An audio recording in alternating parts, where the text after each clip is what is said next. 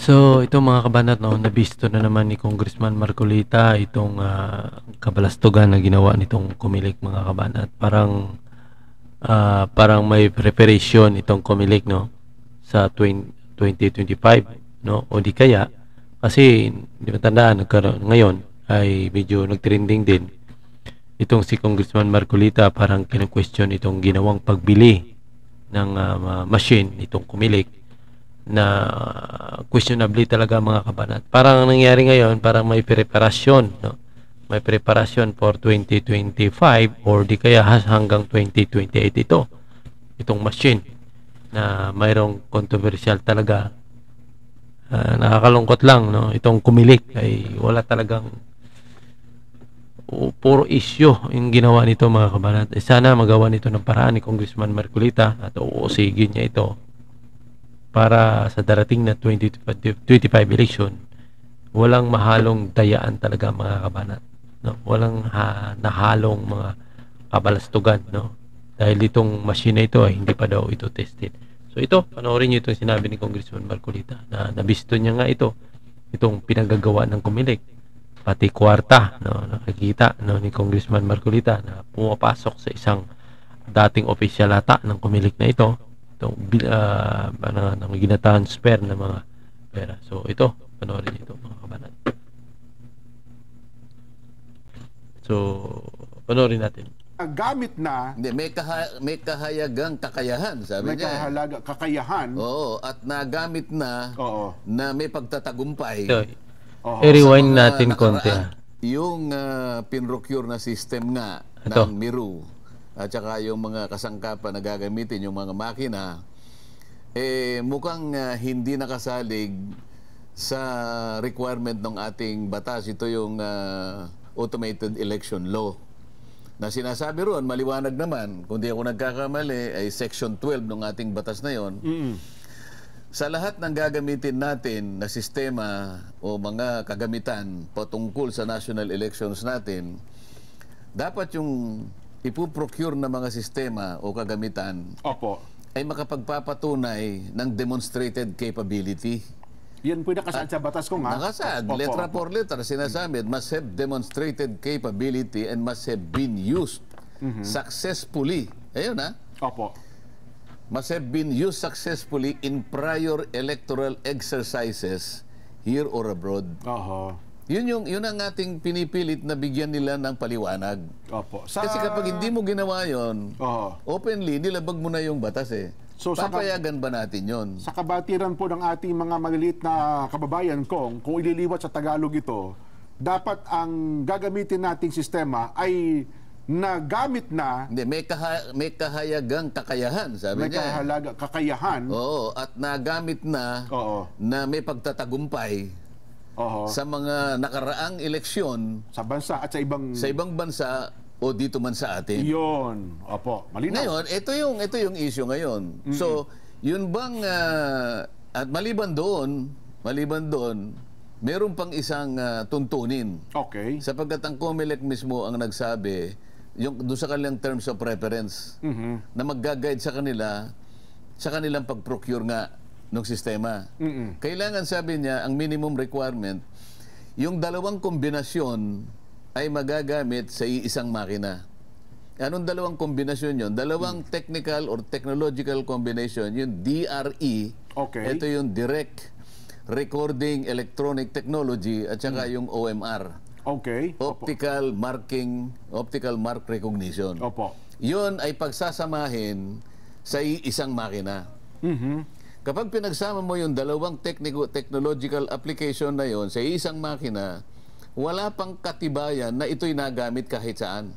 Mapa sa atin o mapa sa ibang bansa.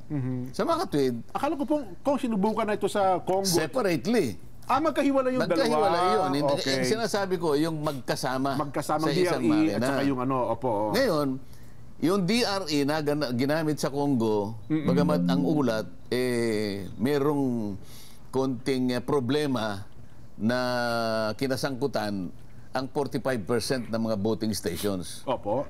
Ngayon, yung OMR naman, ginamit naman sa bansang Iran, nagkaroon din ng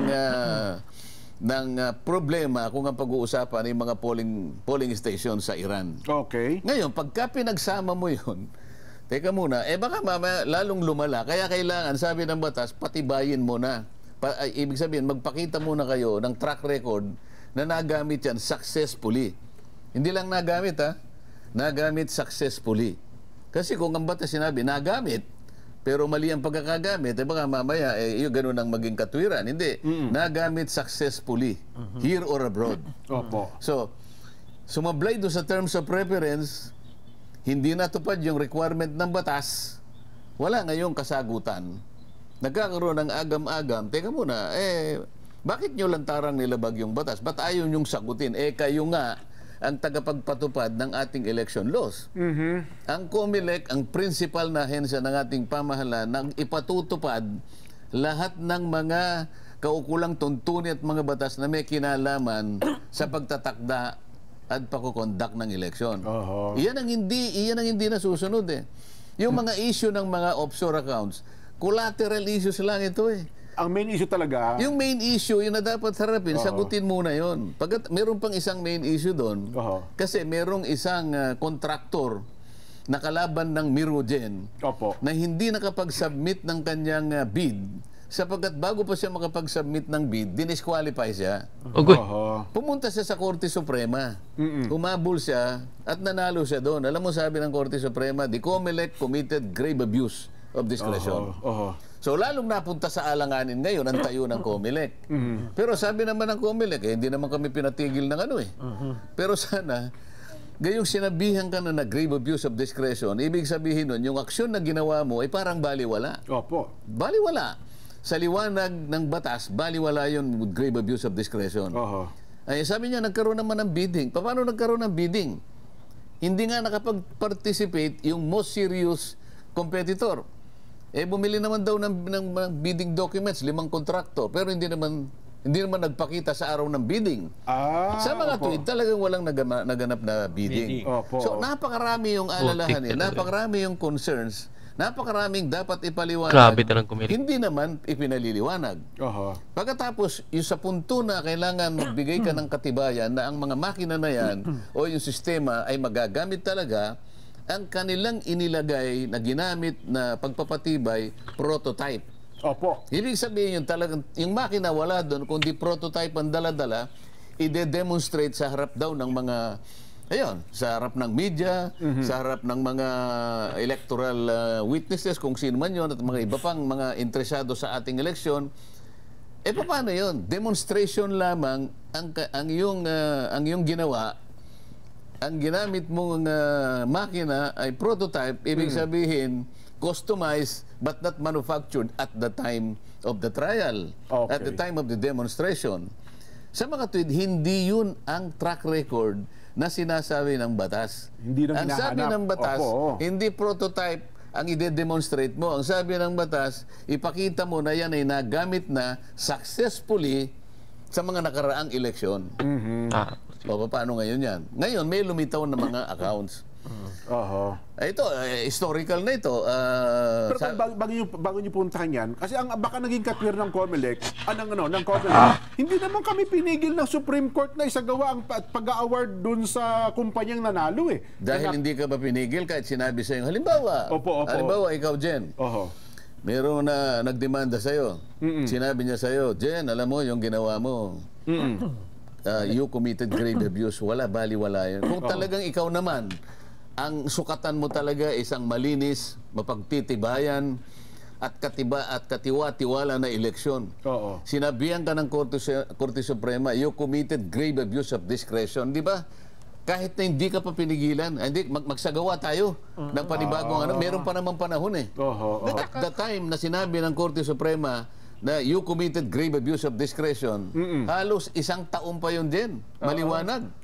So, kung ako, teka muna, nagkamali raw tayo. Huwag mo nang hintayin naman na sasabihin sa yung tumigil muna kayo, ulitin nyo yan. Ulitin nyo yan, tayo na. Para walang masabi yung ating mga mamamayan. Para maging transparent tayo. Baka nga naman pagdudahan tayo. Sinabihin na nga tayo na hindi tama yung pagkakalatag natin dyan. Ulitin natin. Magtawag ulit tayo. Oho. Sige, pasamahin mo na yung disqualify natin para wala ngayong para walang masabi ang ating mga kababayan at lahat ay magtiwala sa gagawin natin. Pwede naman gawin yun eh. Oho. May panahon pa eh. Anong sinasabi kasi? Palagi niyang sinasabi, sige, pagka inusig nyo kaming ganyan, baka mamaya magkaroon tayo ng manual election. Oho. Ay hindi mo po pwedeng takutin naman yung mamamayan sa ganun eh. Okay. Kung ano yung nangyari, kung ano yung hatol ng Korte Suprema, ang sinabi niya, hindi naman ka pinatigil eh. Kung mo ba hindi ka pinatigil, hindi ka gagawa ng paraan para palitawin mo na pagtitiwalaan ka dapat ng ating mamamayan. Naghihintay sila ng kasagutan sa mga tanong eh. Baka naghihintay sila, Nelson, at saka pwede bang mag-file ng motion for reconsideration halimbawa, yung sa Korte Suprema para liwanagin yung punto na yon ko? Hindi na. Kaya nga, mayroong MR ngayon eh. Kaya nga nakaano yung Ang ibig ko sabihin, para hindi tumagal, inunahan ko na doon. Ayun. Kasi kapag halimbawa, inunahan ko yun, alam mo sasabihin ng Korte Suprema? Opo. Sabi niya, this petition is dismissed. Kasi, Mutin Academic. Kasi gumawa na ng panibagong bidding ang COMELEC. Pwede gawin yun eh. Oo nga. O bakit ipipilit mo ngayon? Kaya ngayon tumatagal. Pagkatapos mayroon pang isa ngayon na pumasok. Yung dating congressman na sinabi niya, inalify yung bidding. So nagkaroon ng dalawang petisyon. Na ngayon ay nire-resolve ng Korte Suprema. Nag-file din ba sila? Sino kung yan, di ba? Yun naman, ang kanyang petisyon ay yung... Kasi nga, hindi sinabi nga ng COMELEC na, yung bidding ninyo ay ninanalipay ko. Dahil walang sinabing ganon, ito naman COMELEC pinatuloy sapagkat, hindi naman kang pinigilan. Ay, sabi ko nga sa'yo, hindi ka nga pinigilan. Pero ang sinabi sa, alam mo, parang nagpaalam ka eh, Jen, sa tatay mo nung nanliligaw ka, di ba? Jen, saan ka mapupunta? Ako'y manliligaw. Manliligaw ako eh. Doon po doon sa masyadong madili, mag-iingat ka dyan. Huwag ka na kaya munang punta. Nalaman ko kasi ganito, ganyan. Hindi ka niya pinigilan na halimbawa, Jen, kanya, pinaalala ko lang sa iyo ang mga kondisyon na ganito, ganyan. Hindi mo pa pakikinggan yung na yun? Baka magkamali ka anak ng pagtungo dyan, na ganito, ganyan. So inilahad ko sa iyo na yung layunin mo, pati pagpunta ron, madidisgrasya ka. Grave abuse of disgrace. Hindi ka pa makikinig? O sasabihin ba, tinakot lang ako ng tatay ko, pero hindi naman ako pinigilan. Pero kung ako bilang isang mabuting anak, sige, pagpapalibang ko na po yan. Baka sa isang araw na ako pupunta dyan. Sapagkat tinatrato mo, yung advice sa'yo ng magulang mo, yung peers mo, na isang bagay na makabubuti sa'yo. Tama po kahit naman. na tuwiran, hindi kanya sinabihan na, tigil mo yung ginawa mo. Hindi maganda. Isipin mo, grave abuse of discretion, amounting to lack or excess of jurisdiction, sabi niya. Magkusa ka na ituwid mo na. Ayun. Pinangaralan ka na eh. Ituwid mo na. Di sana wala tayong issue ngayon. Dumating ang isa pang petition. Yan nga, sinasabi ko. Kinu-question niya ngayon, inalipay po ninyo. Di tumagal ng tumagal. Pero kahit na pinag-uusapan natin ito, meron pang panahon kasi. So yan mga kabanat, hanggang dyan na lang yung video natin. No? So yun, nabisto ni Congressman Marcolita na parang mayroong anomalya dito sa COMELEC mga kabanat. At kasi itong, yan nga, gaya sinabi ko, yung Smartmatic ay wala na. At ngayon, bagong machine na naman, gumastos na naman na bilyong-bilyong halaga itong COMELEC. Ngayon, ang problema sa pagbidding, parang mayroong ginawang illegal na naman. O kumbaga, mayroon silang ginawang parang kuspikos na naman, parang mayroong pinaburan. Talagang ang COMELEC, marami talagang kontrobersyal mga kabanat. Talagang parang may plano mga kabanat. O di kaya kung wala namang plano na mandaya sa darating na susunod na taon na eleksyon, o di kaya ay gustong magkapera, no? Parang kakonsabo niya yung may-ari ng machine, no? Kasi parang disqualify nga, no? Ayon nga sa sinabi ni Congressman Marcolita, mayroong isang bidding na seryoso ay disqualify at biglang pinasok kaagad, no? Itong isang na ito na yung machine ay wala naman talagang kakayanan at hindi pa nga nakakaroon ng testing. So delikado sa darating na eleksyon mga kabanat. Talagang kredibilidad nitong ng COMELEC parang mababa talaga mga kabanat, no? Parang sila eh. Talagang napapansin ko yung ahinsya ng gobyerno ngayon. Parang hindi na sila hindi na sila yung ano na sila, hindi yung layunin, hindi nila nasunod ng layunin na kaya nandyan sila para sa bansa. Parang nandyan sila, parang ginawa nilang hanap buhay para kumita. Napapansin ko, tingnan mo, lahat ng ahensya sa ating bansa, no? Parang mayroon ng parang ginawa na nilang kabuhayan showcase nila eh. Parang nandyan sila para magpapayaman na lang. Hindi na para yung layunin talaga kung bakit nandyan sila. O kung bakit natayo yung ano na yan. Natayo yung ahensya na yan. 'Di ba? Papansin mo, mula sa halimbawa itong Comelec. Lahat na lang mga kabanat. Nakakalungkot itong ano talaga. So yun lang muna mga kabanat, siya next video.